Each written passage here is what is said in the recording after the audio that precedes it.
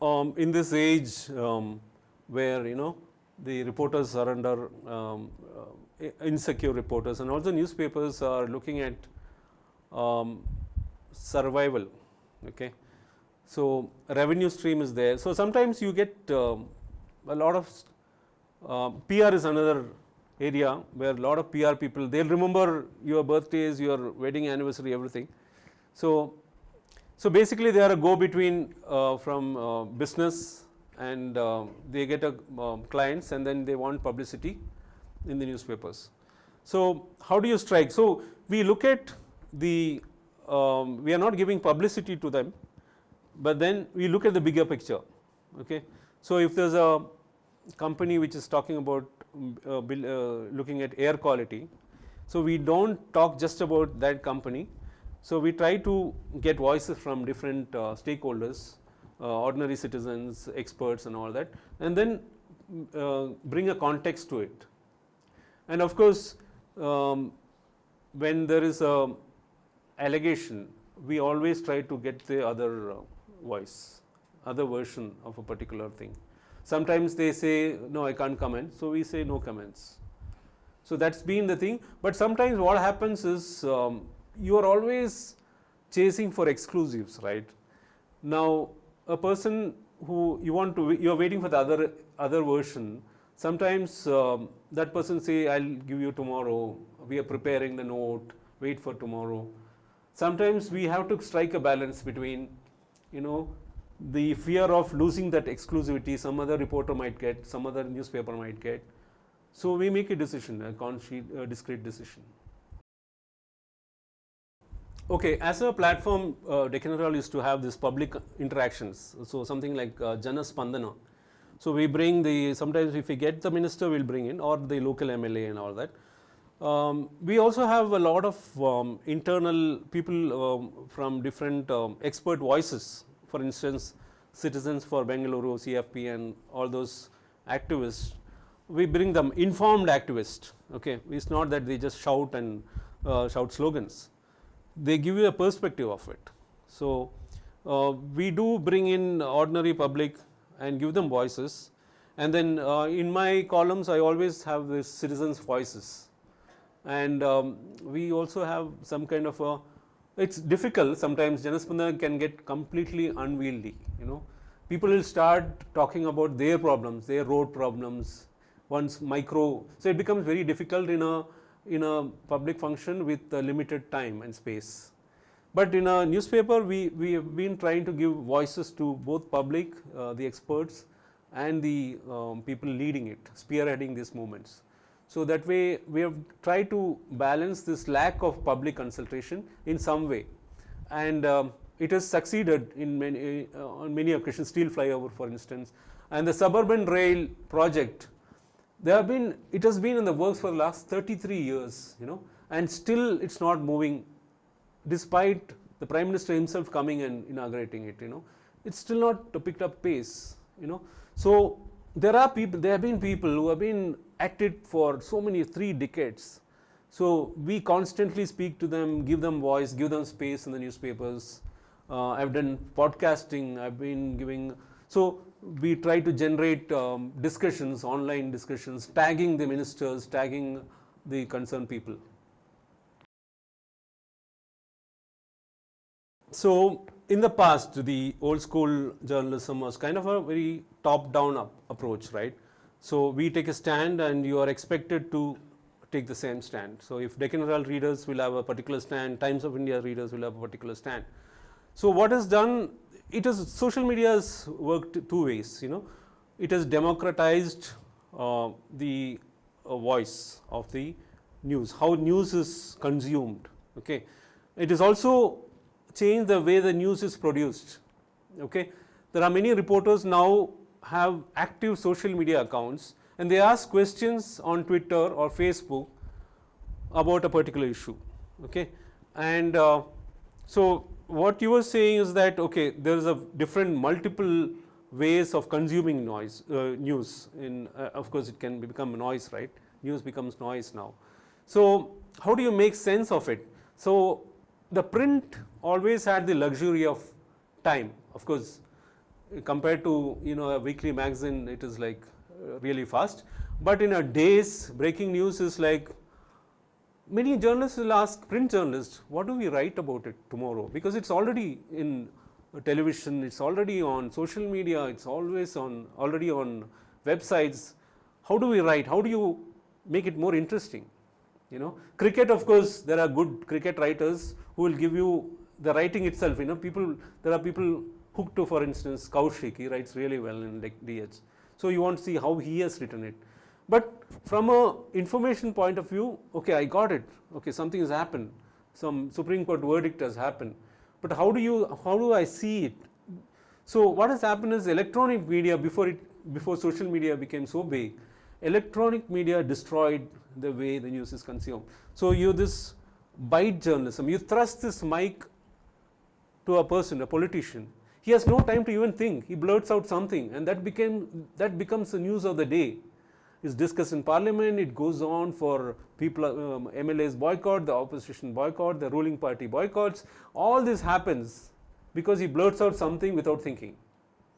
Now, what has happened is, if you have an ideology, whichever ideology, you can take a video, a 1 hour video, take 5 minutes or 5 seconds, take it completely out of context and make your own judgments. Okay, have some memes, have this video, and then the person's personality, developed over generation can get destroyed in 5 seconds. Now that is happening increasingly. Now these kind of things is now the newspaper, of course, they have Deccan Herald, for instance, have 3 lakhs readerships. Okay, so that is their echo chamber. Now what happens is, if you have a particular ideology, you have a WhatsApp group. Now you have family WhatsApp group and extended family. That itself is another echo chamber. Now what has happened is, there are different ways of news getting morphed into fake news or selective news. It might be real news, but you take out only one thing and highlight it. Now these kind of models have been tested, experimented in labs by all political parties, okay, all interest groups. Now when you manipulate news that way and then amplify it on social media channels, your own Facebook pages or Instagram memes, or WhatsApp, of course, WhatsApp is there. I don't know if the Telegram also might start doing it, I'm sure. So that has changed the way you consume, you produce everything. I hope it answers your question in some way. I don't know whether I am in a position to give you any kind of guidance on that, because I feel people who are in their teens or in their 20s know a lot more about the way to do this, But then I feel stick to the basics. I mean, try to not get distracted by these, interest who wanted to. They are all algorithms in the public space, right? It's not just about technology. People can create their own algorithm and pull you in different directions. So how do you stay neutral? If you have a goal, stay fixated to it, and there's when I look at a lot of issues, whether it's communal or whatever, see, overall, that's why I'm not a great fan of religion, but then the one basic concept of what is good and what is bad, ethical concept, it's a global universal truths, okay? If you understand what is good and what is bad, that basic thing, if you get a clear picture of it, I think that's the first step. Then you can go on. And if you want to create a viewpoint, and I think you can start writing a blog, but be consistent in what you're doing. And then I think you need to keep these channels of input and output constant. Don't clog it, declog it once in a while. Okay, that's all I have to say on that. Okay, one person almost got a Nobel Prize for it, busting fake news. Okay, fake news is now easy to create, easy to produce, easy to circulate. It's extremely easy. So fake news busting is a different industry now. Like, of course, we know alt news, but a lot more have come up, and a lot of institutions of higher journalist learning, Pointer Institute and Reuters, and they all come with different ways of identifying fake news. So I think the way to, one is to understand whether some news is fake or not. That itself is getting very, very difficult. Now with ChatGPT coming, the internet is flush with fake news and real news. Now it's going to, dig into this internet and see what is fake, what is new. Tomorrow it's going to get even more worse. Now the ChatGPT is being used by a lot of people. The PR agencies, they are starting to use fake news in a big way. Journalists, I'm sure the basic reporting and all that, they might start using ChatGPT. So I don't know. So which means we need to look at, identify some of the institutions and platforms which have a reputation for truth. Stick to these, and then have a fake news. There are, and in the process, even if it is not deliberate, fake news can crop in. So whether they realize that and apologize for it. Of course, we have also had the wire being manipulated by a freelancer, right, in the past. So that was fake news about, I think it was about Facebook, right? Yeah. So which means a truth sayer will be quick to say that, okay, we made a mistake. They'll apologize. Now the others who are in the fence sitters, they are not going to apologize. They'll let it spread.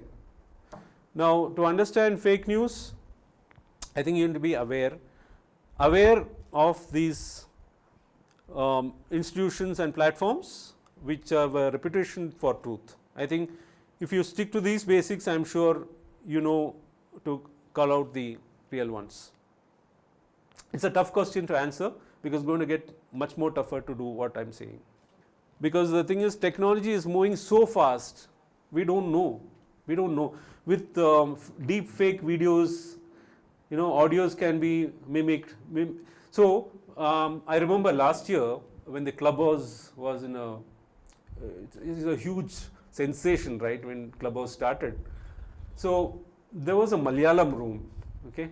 So this guy came as Prithviraj Sukumaran with the same voice, and he had 2,500 people listening to him with rapt attention. The talk went on for 3 hours. The next day, Prithviraj Sukumaran comes to Twitter, I don't have a Clubhouse account, that was not me. How do you deal with that? He took 24 hours to give this clarification. 24 hours is 24 years in today's world, right? I don't know whether population is a problem right now, because we need to be worried about what's happening to China, right? They are trying their best to ask people to produce more than 2 babies, okay? We have already reached that replacement ratio. We are already, South India especially is going down. I think it's almost 1.9 in South India. 2.1 is the ratio, population growth ratio, which it's called the replacement ratio, okay.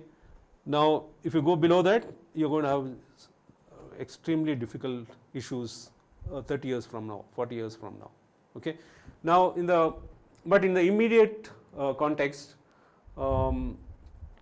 population, of course, corrupt politician will be more corrupt if we have more people supporting him. That way you can correlate population with corruption. I don't know, I have not had that kind of threat, but then I have some ethical questions had come to me. So when I did that story on that skywalk in front of the Cubbon Park entrance, and a lot more stories which came before that, sustainable mobility stories, I used to cover a lot of issues like that. So in 2018, when the Nammam Bengaluru Foundation chose me as a media person of the year, many of my colleagues asked, do you want to accept it? So I was in this big dilemma, because there was some accusations about the lake encroachment in the past, and there were some issues. Then I thought, Okay, tell me another award which is clean. Okay, Rajyotsav Award, oh give me a break. Okay, Media Academy Awards, give me a break. The kind of recommendations, the entire web of ecosystem of awards and award selection, there is of course corruption involved in that. When I got this award, an IPS officer who is now in the news, she was pushing for an award that year and she was not chosen, and there were extremely a lot of influence playing, and actually it became news that year. So I was in this dilemma, and finally I made a decision, okay, and the jury, which I was quite impressed with the jury, who finally I had to respond to them. They had a lot of questions before this selection was made. So I went by that. So this dilemma was there in me, whether I am taking the right decision. And there are many occasions where, when you go to a business, especially this kind of dilemmas happen when you are a business journalist. Thankfully, I have not been there, but I feel business journalism is a kind of a arrangement between the company, the PR person, and the journalist. Okay, the loser is the reader. Okay, sometimes the editors turn a blind eye. Now there are gifted journalists say that okay, I won't take the gift, but then it goes straight to their house. Okay, it bypass. Explain the gifted journalist for the younger crowd, only the older people. So people who take gifts to write something is like called gifted journalist. Okay. But there are also other people who say I am a gifted journalist, but I don't let the gift influence my writing. Okay, they take a very moral position that way.